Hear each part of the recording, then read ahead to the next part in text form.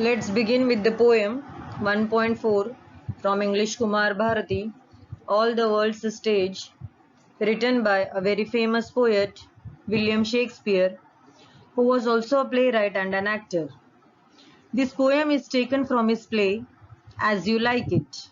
Here, he has compared the whole world to a stage and where the drama of human life is enacted. Here in this picture, you can see the 7 ages of man portrayed by William Shakespeare. Let us proceed. Now let's move. All the world's a stage, and all the men and women are merely players.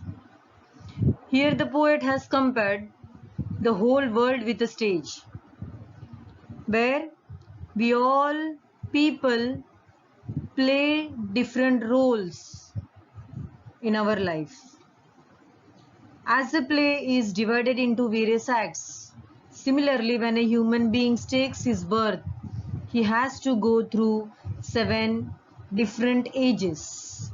Similarly, life is also divided into various acts or actions, and all these ages are really very beautifully described by this great poet William Shakespeare. They have their exits and entrances, and one man in his time plays many parts, his acts being 7 ages. Here the poet says, a human being comes to his life in this living world.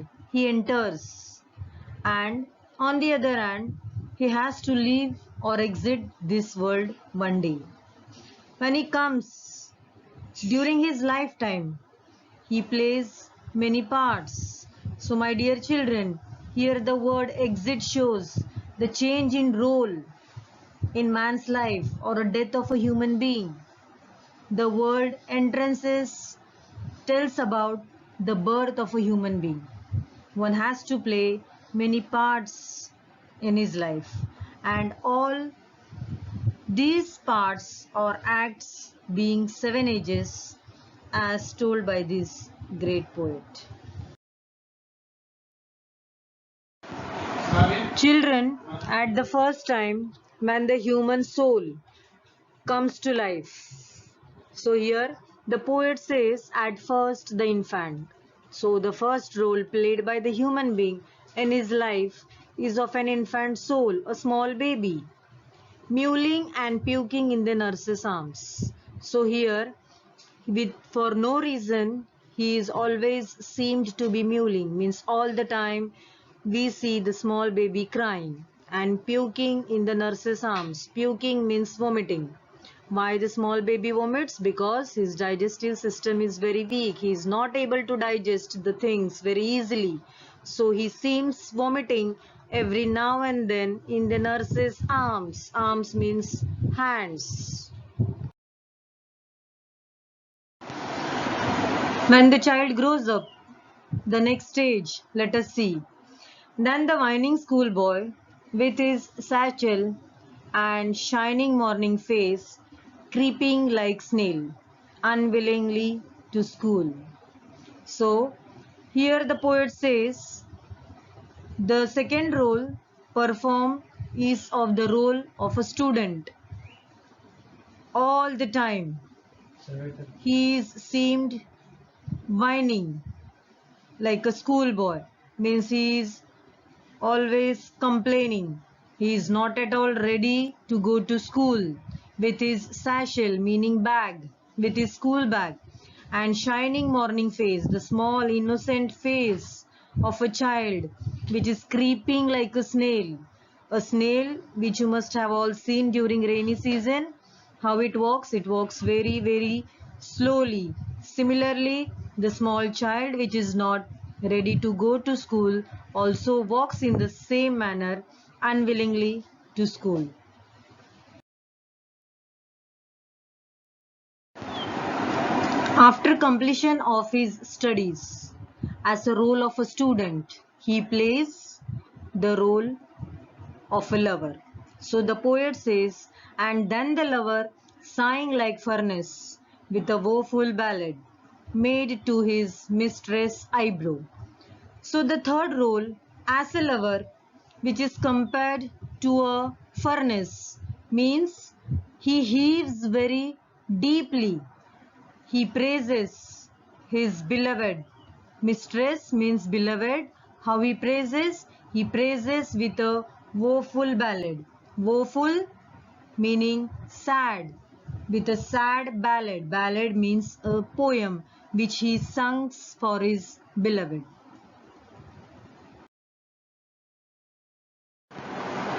Then a soldier, full of strange oaths and bearded like a pard, jealous in honor, sudden and quick in quarrel, seeking the bubble reputation even in the cannon's mouth.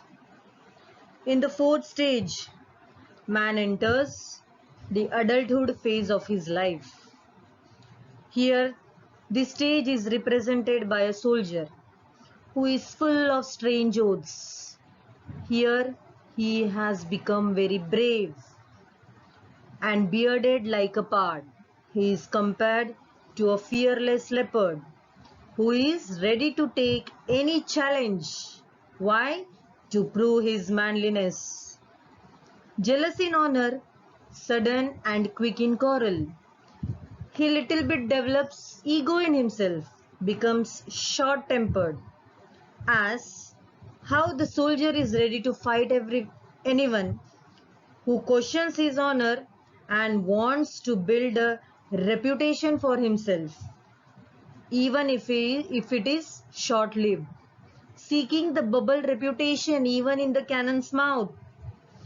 Here, the reputation is like a bubble because it is short-lived. It means to prove ourselves. We can go to any extent and we can take any risk in our life if it is not worthwhile. Even though if it is not worthwhile, we will face whatever dangers come in our ways. Why? Because we have to build our own reputation. Even in the cannon's mouth, even if we are in the dangers of our life, but to get instant fame, we will try to seek that also. And the fifth stage, the stage of a judge or justice.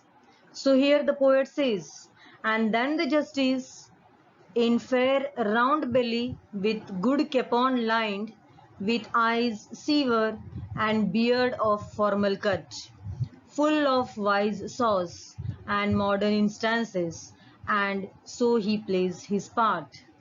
Here the poet says, the man has entered the middle phase of his life, who has settled down with the family and has responsibilities. He had excess belly fat from eating all the chickens by his habits, we can say. He is full of wise sayings and is smart enough to judge the things for himself. He has grown his big round belly stomach by his eating habits. His eyes severe means he has now become very serious. He has now become very thoughtful. He is able to make people understand how, by his judgment, by his smartness, smart enough things he has now to judge for himself with the modern instances, by his experience, by using proverbs or quotations and sayings to prove himself.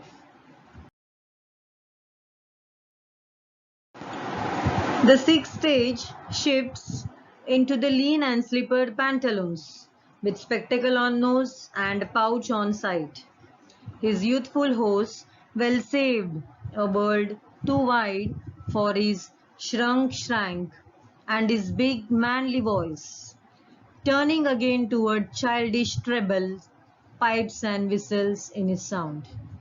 Now here the poet says, in the sixth stage, the man has entered the elderly phase of his life. He has now become very lean, means he has become very old, very thin, even weak also.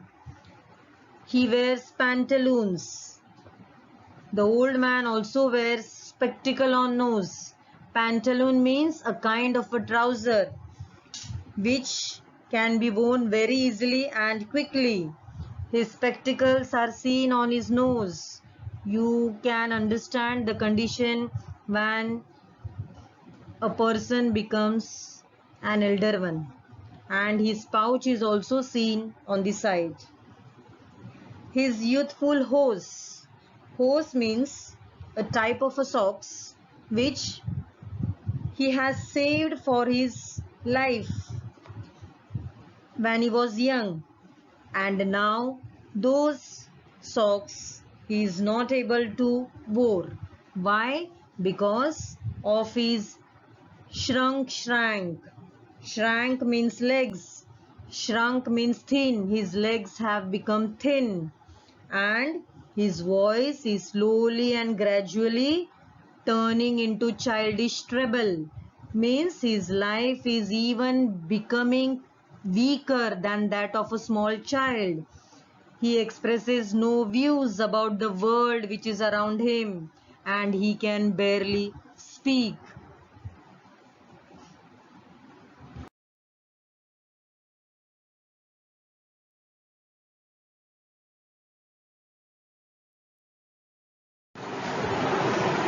Children, now the last stanza of the poem. Last scene of all that ends this strange eventful history is second childishness and mere oblivion. Sans teeth, sans eyes, sans taste, sans everything. Here, the last stage is of an old age. He becomes the oldest of all.